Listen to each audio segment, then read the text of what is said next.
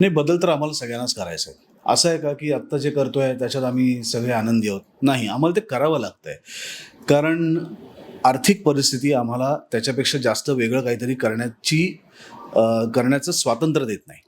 उद्या आम्हाला असं वाटणार नाही का, की आपण सुद्धा एखादा अत्यंत उत्तम व्ही-एफ-एक्स असलेला आणि असं काहीतरी एखादा पिक्चर करावा किंवा एखादा अत्यंत ॲक्शन असलेला चित्रपट करावा किंवा जो असं खूप साऱ्या शहरांमधनं करतोय असा पिक्चर करावा, का नाही वाटणार? वाटतो आणि तशी करणारी माणसंही आहेत. मुद्दा असा आहे, की ह्या सगळ्याला एक आर्थिक पाठबळ लागतं, जे नाही आहे. आर्थिक पाठबळ केव्हा येतं? जेव्हा आर्थिक पाठबळ ज्यांच्याकडनं येतं, ते प्रेक्षक तुमच्याबरोबर असतात. तर हे सगळं खूप एकात एक गुंतलेलं आहे.